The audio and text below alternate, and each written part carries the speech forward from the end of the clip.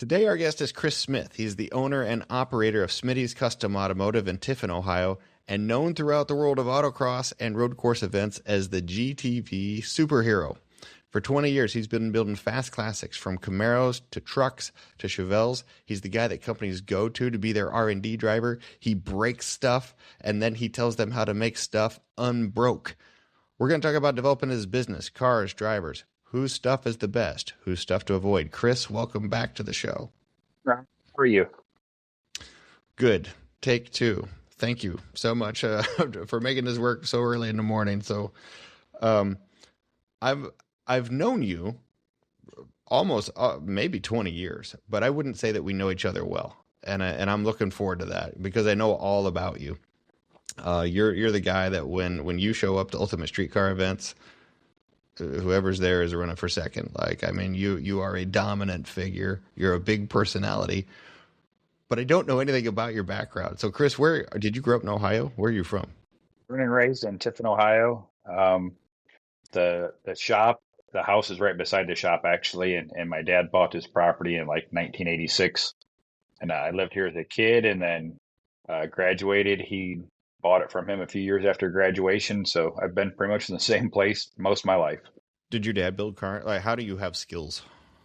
Went to a technical school in high school for bodywork. I always wanted to work with cars. Dad was kind of the backyard gearhead. He worked at a factory. We bought this property that had a pole barn on it. We bought a wire welder, and I had an old pickup truck and wanted to be able to fix it. Dad didn't really know how to do bodywork or anything, but he had a 56 Chevy wagon that's actually in the background above my head. You can see it. That car ran 12 O's in 1984 with a small block. So on Kelly Springfield tires, that was amazingly fast. So he was a good gearhead and drove me into wanting to do it. So I went to high school, Votech school, and started doing bodywork. What did you drive to high school? A 1967 GMC pickup truck and a 81 Malibu. Square body Malibu, is that right? Yep. Yeah. It'd be the last G body. Did you always want to be owning your own business? No, it never really dawned on me that. I was working in a dealership doing pretty well, and was doing a bunch of side work out of one of my dad's friend's shop. And he worked with my dad also. And in, I think it was 98, it was called Atlas Crankshaft, got bought out by Thays Krupp. And they come in, and the union pushed the younger guys to vote basically the older guys out and force them into retirement. Well, my dad was only, early 50s. He wasn't ready to retire. So I was like, hey, I'm doing the side work nonstop. Let's just start doing some body work out of the shop at home and see if we can make a go of it. Okay. How long have you been in business then? 1999, 27 years. Even longer than I thought. Okay. Has it ever been stressful? Yeah. I've refinanced the house a couple of times and been about broke more times than I can count. And, the last 12, 15 years has been way smoother and a lot better. You go through the trying times, customers not paying, some people leaving you hung out, the '08 deal. We've rode to highs, we've rode to lows, and now we're got a great customer base and just kind of cruising along. Hopefully, it just stays that way. I mean, every business goes through basically getting your foundation planted, but I don't remember if you're still on the interview yesterday, but I was talking to Jimmy Day about you, and I said I think Chris is smart enough to start a construction company that lays fiber optic and be a billionaire. Like, he doesn't have to be in the hot rod business; he's choosing to be. And it can be a hard place to make a living. It's just really, really, really fun. And I assume that's why you've stuck with it. I mean, you're competitive, but you want to see it win because you actually do love it, right? Love the automotive industry. I don't think this is where you'd be to make money because, like you said, there's a lot easier ways to do it. But the passion to make cars go fast, look good, sit right, make customer happy. In 27 years, all my customers are my friends. We build relationships. They'll call you, first thing we usually talk about is the family. then we'll get to the cars. The car community is genuinely the best group in the world, as far as I can tell. We were actually talking a little bit this last night. I was getting my haircut. I just couldn't imagine, doing a regular job or, just playing golf or something for a hobby. I mean, we're so into the community and going out racing and getting to be with our friends and doing this that I couldn't imagine never going to a trade show. I mean, I don't know what life would be like to live it the other way, because I just don't think it'd be very fun. Well, you're a staple. You're at all the events. You're at all the trade shows. You're there to race yourself. There with your one son. You have two sons. How many kids do you have? Two boys. They're both racing now. Colin hasn't got to run as much with high school and sports, and he's getting ready to go off to engineering school. But yeah, I've got two boys that are working this summer, and Jason works full time, and so we haul around three cars. Okay. Busy life, busy family. What was your first customer car? And I mean a car that was a brand new to you, built for a customer. There was a couple of them. One was actually first old car I had redone was actually right before we started the shop. It was a '69 Camaro Phantom green car for a local guy. DZ 302 car. I mean, it was a cool car. Um, that was the first real old car I had done. When the shop opened, we did a 58 truck. There was a whole bunch of them kind of all at once I opened. It was kind of weird. Uh, so we had a handful of old cars. We've had a first generation Camaro in the shop, minimum of one for 27 years. Um, it just always has been. And it's funny as now we don't have any 69s. We haven't any 69s in the shop in a while. They're all 67 and 8s. So I think the 67 and 8s are making the push right now. Hmm. We've had, we've had a good group of customers. You probably wouldn't know this. We did two grade 8 cars.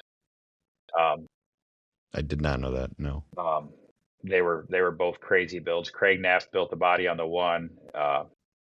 Evolution was the name of the car. It was a Craig Naft hand built body. Craig is who did a lot of metal work back at Boyd's back in the day. Did the Cadillac and did the beginning years there. And the other car was the Kraken, which most people would know from seeing all over Dave Kindig's show. Yeah, Dave didn't build that car. We did.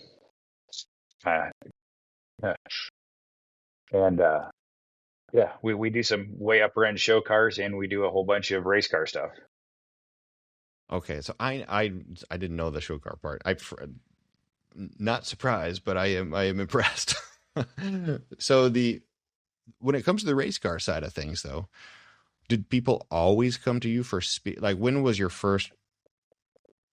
Did you build your own race car first for like a good guy show? Like, when did you transition from building cool cars that people would want to enjoy to cars that people want to race, like truly track?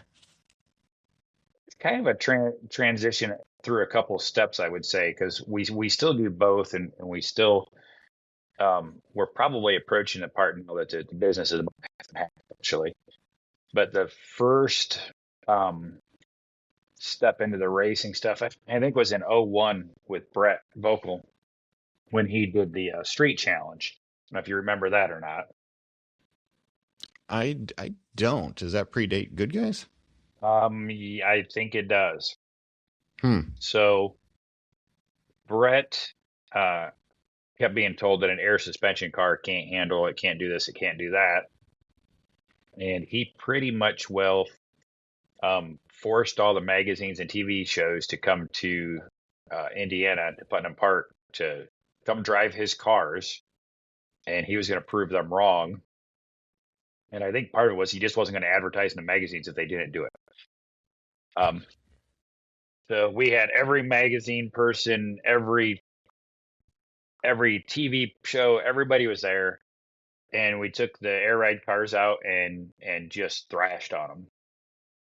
And the first year was pretty good, and the second year was complete insanity. I mean, he had Boris said, and Timothy Peters and NASCAR drivers there helping drive cars and teach people to drive. And we just went out and beat the tar out of this stuff. And that was on, KDWs. Hmm. I had a black 67 GMC truck and it was 18s and 20s. It wasn't exactly set up for track by any means, but any good suspension will handle pretty decent when it's got a lot of sway bar on it. And we started that TV show out. That thing had a nasty 434 small block, and I did like a 500-foot long burnout start the TV on that thing, and that's kind of where it all started. And then we did Popular Hot Rodding TV show right after that with the truck. And then we took a couple years off because the business was really growing right then. And then we were doing the show stuff with Good Guys with all the Riddler contending cars and that stuff. And then the Good Guys autocross started somewhere right there. And went into the mix with that a little bit. And then I built the red truck. And that's when I built the red truck, that's when we really come on strong with it. So when I got into this business almost 20 years ago now, the Good Guys autocross was just starting, and I remember getting to know Brett Vocal, the founder of Ride Tech, and as I recall, he was pretty influential in making that go. And for a while, man, it was the Wild West because nobody frankly did that. A Good Guys show was a sit in a lawn chair type of an event.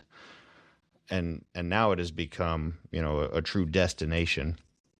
Way back in the day, it was quite different. And, throughout his years, Brett was pretty vocal about how to make it better, how to make it more approachable for people. But I mean, the goal was to showcase parts and showcase business and, for people to go out and enjoy cars. When did that start turning into customers for you? It took long. We ran the Good Guy stuff. I want to say it was for about 2 years, and I had a 48-foot trailer, and Brett asked me to haul one of his cars somewhere. So I hauled his car. Then Brett basically paid us to haul one of his cars around, and he covered all the bills for me. That worked out really well, and it helped me be able to go out and be in front of everybody and afford to do it. So that worked out really well. And as you start doing that, people start breaking stuff. And, whether we fixed it at the track or after an event, the people slowly started coming this way because they wanted their stuff fixed right. Because it's hard to find someone that knows how to do it and understands suspension. And as we progressed, back in the day, we had the Rytech versus Detroit Speed rivalry, as we'll call it. Yeah. Everybody thought there was this big beef and like we didn't get along, all this stuff, which was pretty humorous because at the end of the day, we all hung out and talked, but the outside thought it was the ultimate battle, and it was just making everybody else look better and make all their stuff work. And as we continued through that, Brett's stuff was always just bolt on, wasn't allowed to modify a lot, and you worked with factory pickup points. We pushed that as far as we could push it and optimized it as much as we could and build a pretty damn good product, in my opinion. So that was kind of the beginning stages of it. And as we got into the years with the yellow Corvette is when the shop really started picking up more and more customers because the yellow Corvette become really competitive. And we won a lot of races in that car. And I think people, when you win, people notice it, and that's when the customers really started to follow. Was that a Ride Tech car, the yellow Corvette? I'm trying to remember. Yeah, that was the 48-hour Corvette. Okay, makes sense. Now you have customers coming to you with more than Camaros and Corvettes and trucks. The reason I wanted to do this interview, well, I want to do this for a lot of reasons, but the big reason is during when we had you on the Ultimate Streetcar podcast, you started talking about how to make somebody fast. And you said, wait, I'm getting ahead of myself. The first thing is the driver. The driver needs to go to school. And because we started talking about suspension and tires and stuff, and then you said the second thing they need to consider here is ABS. When did this world change, Chris, from just bolting on, control arms and sway bars to actually building a proper, modern, functioning kind of semi-race car? Because today, it's not bolt-on stuff. Today, I mean, we're talking about full chassis. Some are torque arms, some are IRS. I mean, this is an entirely different world than it was maybe even 5 years ago, but definitely 10. So when did ABS and traction control start showing up, and why? Longer ago than you would think. We've been playing with it for traction control. We've been messing with for probably 10 years. Really? We just didn't talk about it.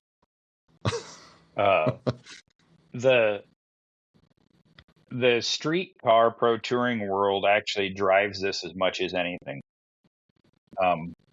Everybody that walks in here wants their car to ride, drive, and act like a new Corvette. Well, we also want our cars to ride, drive, and race like a Corvette. So the two kind of go hand in hand. And if you're new and want to come autocross and race, and you're at the right events, because you got to be able to have riders or people help, you can learn a lot from the people around you, because as you well know, everybody in this community will help you. They'll give you the shirt off their back if you ask. I mean, it's there for the taking. Mm-hmm. But with a lot of the insurance going issues and some of the stuff that's happened, we can't give rides everywhere. So I always say, go to a driving school, try to, get some experience that way. That way you understand, because everybody looks at some of this autocross and think it's not fast. Well, I'm here to tell you 60, 70, 80 mile an hour around cones on a flat surface. When you get in that car, it is in fast forward. And we all have the suspension, and like you said, some stuff bolts on, but you have full chassis, Weldon IRSs, you have all that stuff. So that's almost a given at this point. And an LS engine is pretty much the standard. So now everybody wants to know what the big fast upgrade is, and it's ABS. When you can drive into a corner, whether it's on an autocross or a road course, and you can put a car in pitch and yaw and still be on the brakes and turn the wheels, it's just faster. That is for sure. And how many companies are selling? So I'm guessing you have adapted over the years OEM stuff, and now there's good, easier aftermarket options. Like what? Give me a name. Whose kit should you buy? So it falls into that. You remember, we're racing, because like the Bosch Motorsports, you have to fill out a form that the car doesn't have license plates. Okay. We all know that there's a lot of big name cars have been built for a lot of years with it on it. So I think that's their legal way to get out of it. Mm-hmm. And Delta ABS is new. That they're doing a real nice job on some stuff. What was the name again? Delta ABS. Okay. What do you use on your cars and customer cars? So the way we kind of base it is if you're building a top 5% car, we tell you to go Bosch. If you're new and you want to save a few bucks, we tell you to go to the Delta. What do they cost? The Delta kits, call it $5,000. The Bosch is $8,500-ish. Okay. And do you have to select a specific brake package along with it? They'll work with most. I think where some guys get in some issues with the ABS stuff is you get into a habit of running a really, really aggressive brake pad because you're trying to overcompensate your brake package. And brake pads can be sticky, and sticky brake pads don't work with ABS. They won't release. So you get into the ABS mode, and the pad wants to stay stuck to the rotor. So some pads don't work real well, and some pads work really well. Do you have any manufacturers you specify? Like, does it have to be Willwood or Bear or StopTech or anything like that? We've We predominantly run Willwood on everything. I think Willwood is the best bang for the buck, top to bottom. We just don't have any issues with any of their stuff. And if as you get faster, they make some kits that are more race inspired kits than others. And the Stop Tech, AP, Brembo stuff is just super expensive, and I just don't see where you have to have it. The Willwood kit we're running right now is a 14-inch kit, 6-piston front, runs like an 800 thick pad. They're big calipers. They work as good as anything. Full floating rotors. They've got a nice snap ring that holds them together and lets the hat and rotor float. Works great. And on the rear, we've got a couple different kits with them. They got the 13-inch version of the kit and a 14. So Hmm. when you get into the IRS cars, we actually end up putting more rear brake on them. They'll dive brake and they'll dig into the track better, so you can run more rear brake. Okay, IRS is it's not new, but it's in our world, it's sort of new. Um, you have a relationship with QA1 Speed Tech right now, right? Yes. Yep. Okay, and you've probably used everybody's parts over the years. Is that fair to say as well? Oh yeah, it's one of the big misconceptions is even through my years with Rytech is I sold as much Detroit speed stuff as I ever have anybody's. Hmm. Um, I was actually in Kyle's first dealer when they first came out. He was just up there in Michigan. But yeah, we Rytech, QA1, UMI, Detroit Speed, Speed Tech, Roadster Shop. I mean, no limit on the truck stuff. Yeah, you name it, we've installed it or messed with it at some point.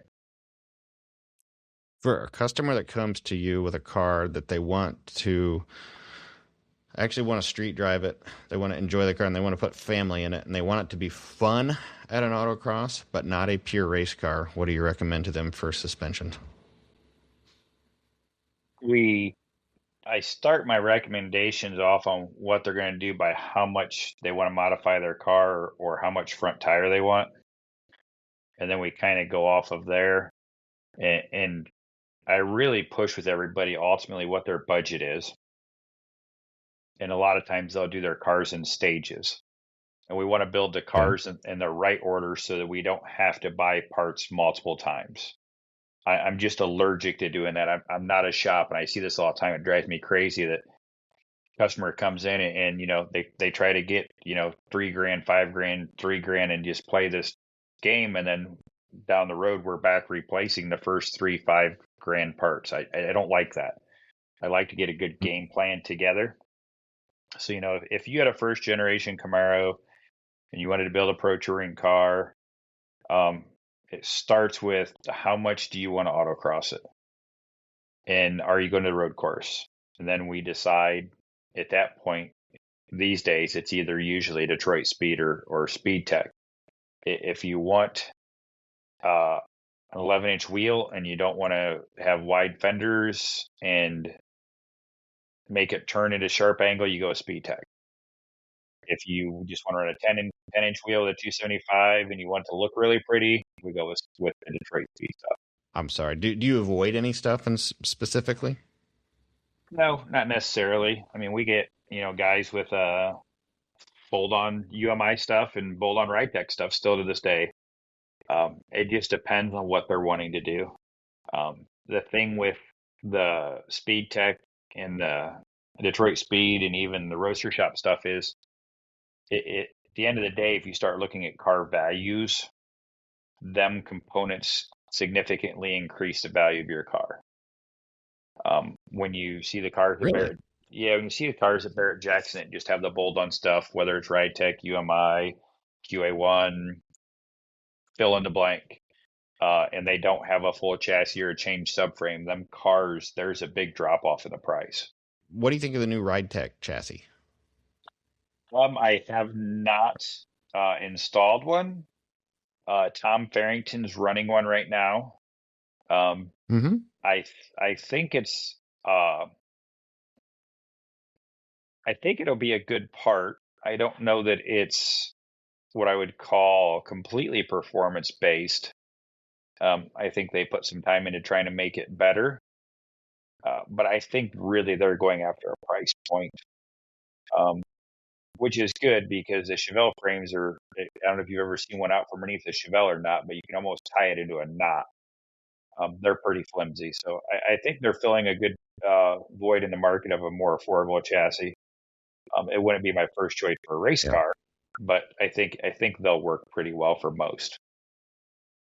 So I have a 64 Chevelle built 15 years ago, and it was the best of the best then, but it was a hacked together, uh, you know, GM chassis, boxed and narrowed, but it all worked out to be able to bolt on Detroit speed stuff. Today I would just go buy a chassis. It would have been easier, and it may have not have cost us. It may have cost about the same amount of money. When you have people coming to you with trucks, what do you recommend? Full chassis, or again, it's same exercise with the customer? Do you decide where your budget is and where you want to start on front tire and all that? Yeah, because they're not going to race the truck, and a lot of truck guys still run the air ride stuff for be able to lay them down on the ground. But if it's just a driver, you can run Rytec Bolt on stuff. You can run the QA1 makes a nice front cross member for them. If you want to go autocross and race it, we look at the No Limit. Rob over there makes some great stuff. We ran that Rob stuff on the red truck. It was fantastic. If you're going to go full chassis, um, I think you have two price points here, and performance is great on both of them. You get the No Limit chassis, and then you've got the Speed Tech stuff. And then if you want to take it further, No Limit has an IRS chassis, and Speed Tech does too. Truck market's a big market. We sell a lot of truck stuff, and it just depends on where you want to fall at in the realm of your availability and how much money you want to spend. When is it worth it, or when should you go IRS versus like a nice torque arm? It all falls back to money is what it really falls back to. If you can afford it, you just buy it. An IRS is going to ride better. It's going to handle better. It's going to do everything right. And there are just some surfaces that a torque arm will come out and it'll beat everything because they just make so much forward bite. A lot of people don't realize that sometimes these autocrosses are just won by whatever goes forward the best because, you're not going real fast at some of the good guy stuff. As long as it turns around, the getting up to speed and hammering the brakes is as much of the time as anything. So if you didn't want to run a road course, would you recommend customers just stick with a torque arm, Um, or does it matter? it doesn't really matter. I'd say half of what we build has IRS, and then the other half is half a four link of some kind or a torque arm. Hmm. Okay. Who makes stuff to avoid, or what are some products out there that you don't want on your cars and customers' cars? Um, I've named about most everybody we use. Um, I've never had super bad experiences with most, but I never like to say companies' names, um, so we won't do that. But if it's a Mustang 2 based front suspension and your upper control arms look like they were um, made out of spare parts, I would just avoid that. All You right. know, there, there, Uh, there's there's just a lot of you can optimize suspension geometry on a lot of bolt-on stuff, but you got to move ball joints around and you got to move the A-arms around. You just can't move the front tire back in the wheel by adding 8 degrees to caster and have the wheelbase shortened up an inch and a half and think it's cool. Um, so there's some companies out there that just don't work with. Most of these companies are disappearing, Rob. I said, you look around. I think Hotchkiss, I think they're closed. They might be back open. Um, BMRs, I think they might have got bought up again. Um, Mates, I don't know that. I think they're sold or being sold. That stuff's more just average hold on stuff. On the West Coast, the TCI stuff's real popular. I've sold some of it. I think it's fine. I think they have a good group of guys that makes their stuff fast. Um, it's not as pretty as some others, but I think they have a good price point. I didn't mention Art Morrison. Art Morrison makes a great chassis.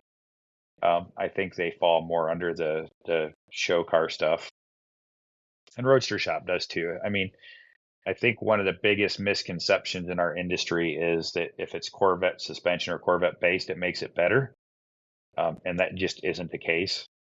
Hmm. Um, it works and it looks good, but the center of gravity on a C5 and C6 Corvette is drastically different than a first gen or second gen Camaro. Man, there's so much more I want to ask you. How about this? What does it cost to build a winning car? So if somebody wants to be in GTV and go race an ultimate street car and come to you with just a checkbook, what are we talking about here? Is it $500,000? Don't have to get a million. It all depends if you have a car to start with is a big variable. The parts list on these cars to get started range between 100 and 175,000 for the parts. Um, Mm-hmm. so if you have a really clean car and we're not painting it and things, you can get in a really competitive car at 250, 275, 300. Mm-hmm. If you're doing a lot of body work, you just keep adding up more and more from there. We've Sure. we've kind of found a sweet spot of the 250 to 350 cars, whether they're the race cars or the pro touring cars. And I think one of the differences between us and a lot of shops is we are in the middle of nowhere, Ohio, and we're efficient. I don't have the welder doing the body work, and we build a much higher quality car than most at a better price point. Are there cars you don't like building? Like Camaros, Corvettes, trucks, Chevelles, and I've seen those. I can't remember. I assume you've done Mustangs and stuff. I just don't remember if you have. Just like any car, I think one of the big confusions with customers when they're looking for shops is um, they see, for example, we've built 100 Camaros and they think we can't build a Mustang. I mean, car is a car. Um, is a Mustang is easy to make fast? No, because they're narrow. The suspension pickups are horrible. They have all their issues, but they're all fun to work on. The Some of the worst cars to work on is some of the mid to early 50s stuff, late 50s. We did a 59 Cadillac. That thing, has a bazillion little parts in the grills in the front and back of them, and that stuff kind of sucks at times. But um, it's all a challenge at the end of the day. But a first gen Camaro, second gen Camaro, I mean, we know them like the back of our hands. We have templates to cut and to put all the parts in them, which makes us more efficient. And we've done so many of them, we just do it. How about big Mopars, B-body Mopars? We've only ever done one, um, and it wasn't a full build. So the Chrysler guys, I'll just call them out. The Chrysler guys and Ford guys are cheap. Um, they they just they just think that the cars are not worth doing. I don't know. They just they see the parts list and can't cut up their sacred car or whatever. I'm not real sure, and they just won't do it. And we get Mustangs in here and do some bolt-on suspension, but my lord, if you were to cut the towers and the aprons out of the front of it, they want to fall over and have a heart attack. It, Hmm. it's just a damn Mustang. E- Everybody always asks us, would you cut up a good car or would you start with something that has problems? And I'm like, if it's a one of one car that's completely rust free, let's cut it up. Um, Hmm. I don't care. When the metal's good, it makes my life way easier and it saves you a ton of money. Chris, you are you're a treat. Um, I wish we could go a couple of hours here.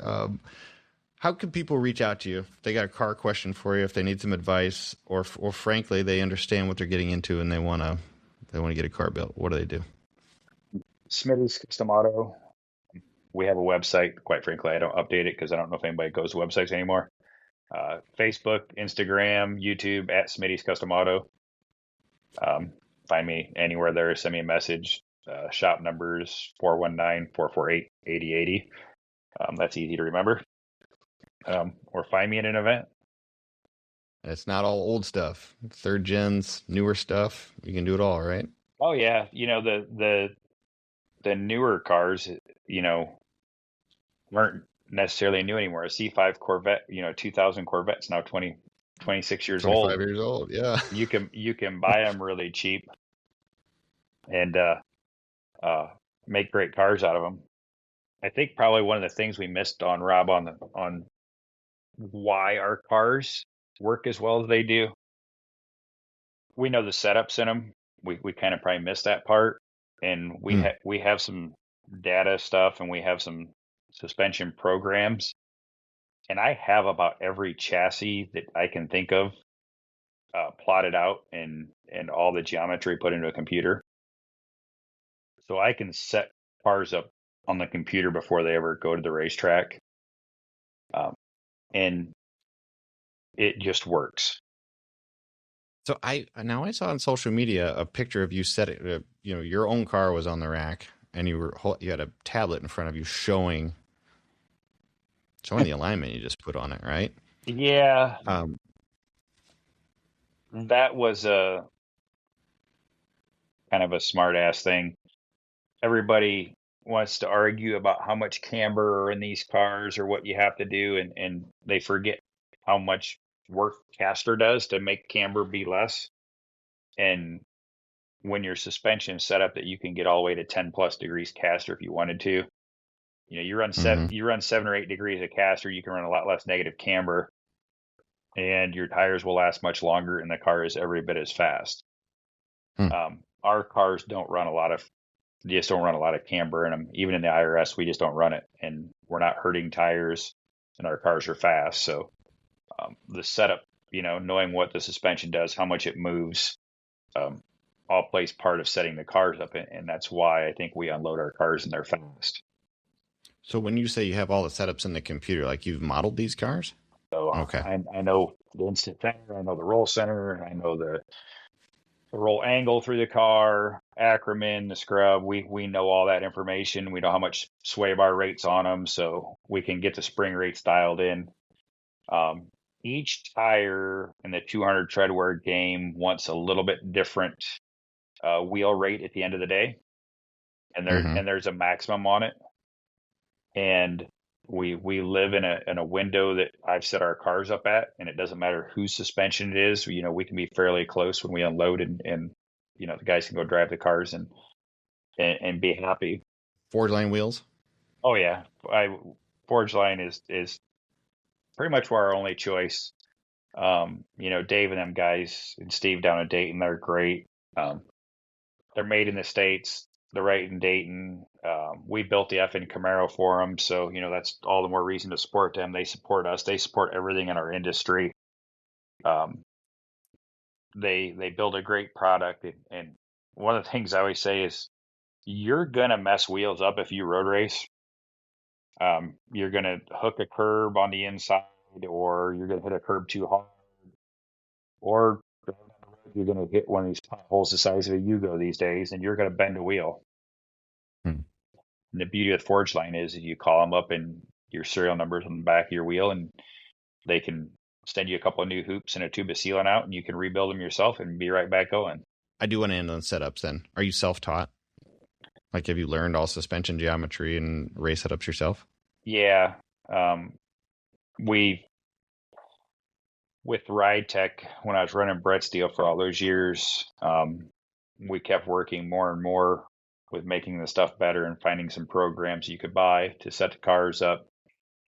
And you kind of get into the spot of you take what you can learn from everybody, then you got to make your own path. And I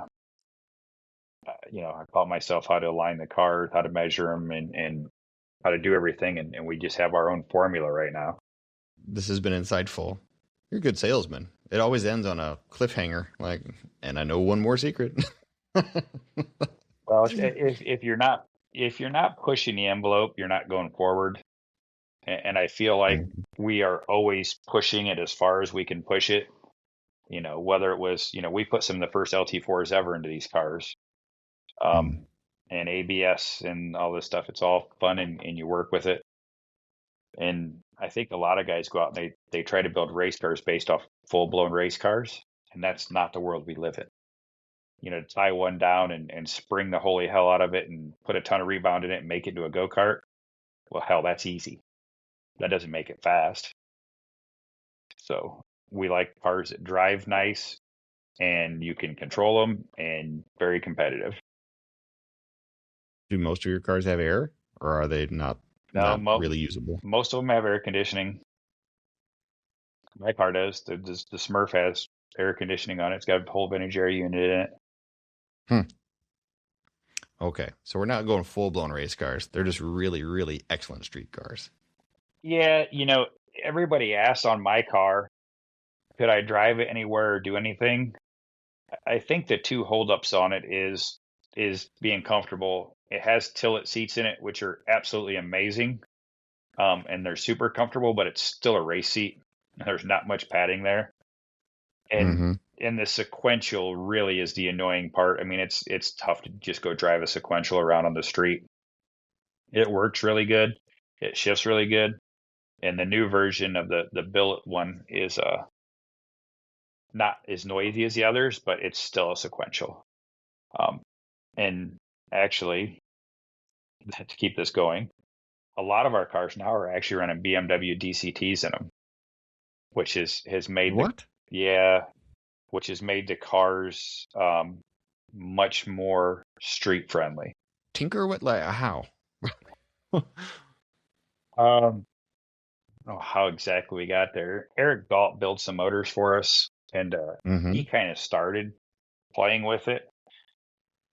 And me and him's worked with it a whole bunch, and we've got, I think, 6 of them out there now on dual clutch trannies. My kid's car's been on one for years, and it's probably gotten a little bit of a bad rep for it because people do see that one backs up some, but it's the test car, and we're always messing with it.